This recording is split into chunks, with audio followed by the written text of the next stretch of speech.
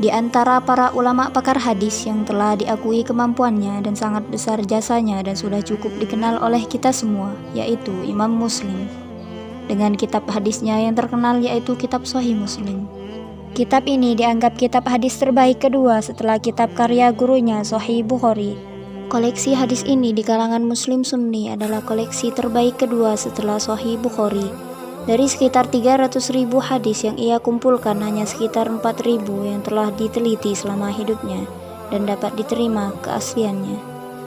Imam Muslim adalah salah satu ulama hadis yang termasyhur setelah Imam Bukhari. Beliau adalah orang yang terbaik dalam masalah ilmu hadis terkait sanad, matan, seleksi, dan kritiknya.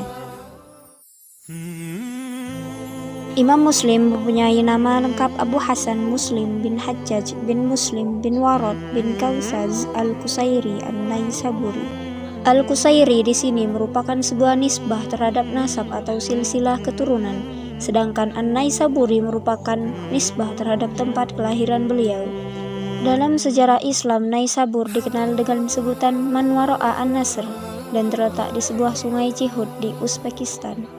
Sedangkan nama Al-Qusairi, seorang pakar sejarah Izzuddin Ibnu Asir dalam kitab Al-Luha Bittasibul Ansab, beliau berkata, Al-Qusairi adalah nisbah terhadap keturunan Qusair bin Ka'ab bin Rabi'ah bin Amir bin Sa'sa'ah yang merupakan sebuah kabilah besar.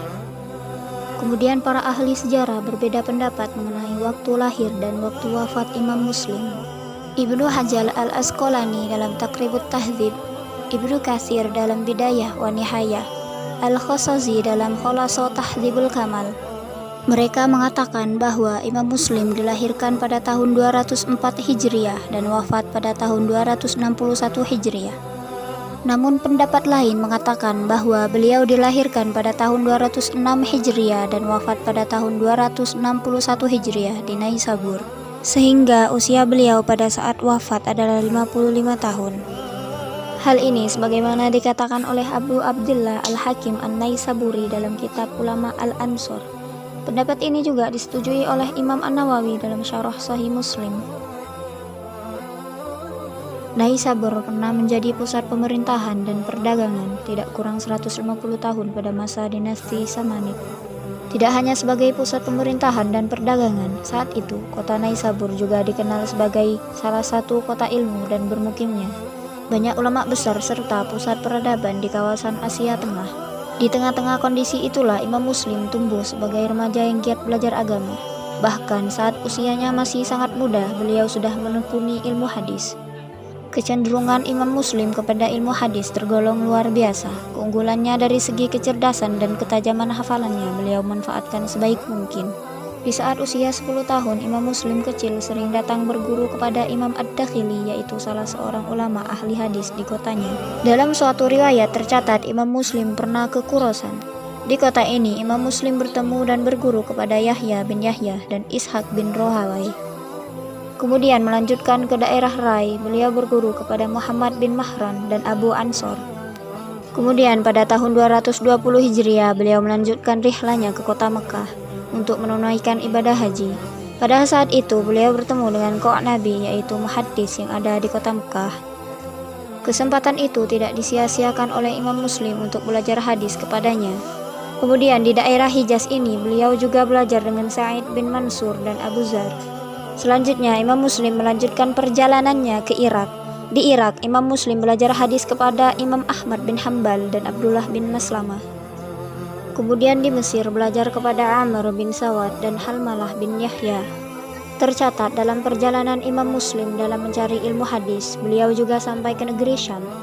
Di negeri Syam ini, beliau banyak berguru kepada beberapa ulama ahli hadis yang ada di kota Syam.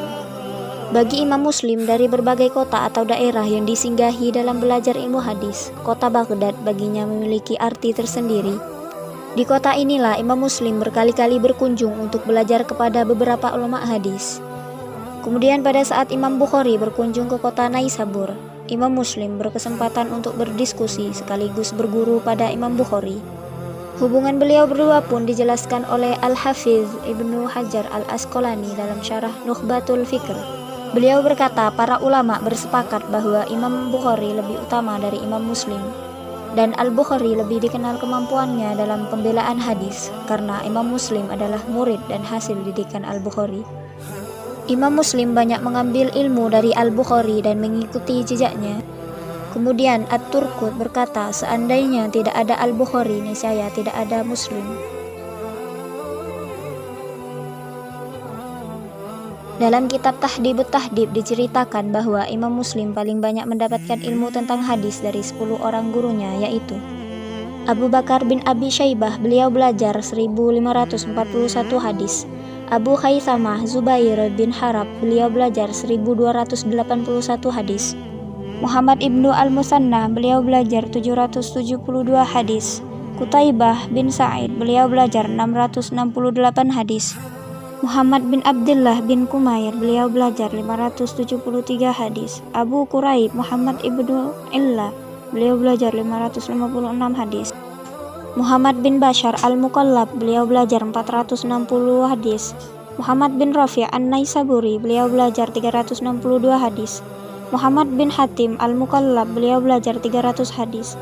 Ali bin Hajar As-Sa'di, beliau belajar 188 hadis. Banyak ulama besar yang merupakan murid dari Imam Muslim dalam ilmu hadis, bagaimana diceritakan dalam Tahdhibut Tahdhib. Di antara murid Imam Muslim adalah Abu Hafid Al-Razi, Abu Fadil Ahmad bin Salama, Abu Amr Al-Khufaf, Al-Hafiz Sholih bin Muhammad, Ali bin Hasan Al-Hilali, Ibnu Khuzaimah, Muhammad bin Abdul Wahhab Al-Farra, dan masih banyak lagi para ulama yang pernah menjadi murid beliau. Kemudian sebagian ulama juga memasukkan Abu Isa Muhammad At-Tirmidzi dalam jajaran murid Imam Muslim, karena terdapat sebuah hadis dalam kitab Sanan At-Tirmidzi yang diriwayatkan oleh Imam Muslim.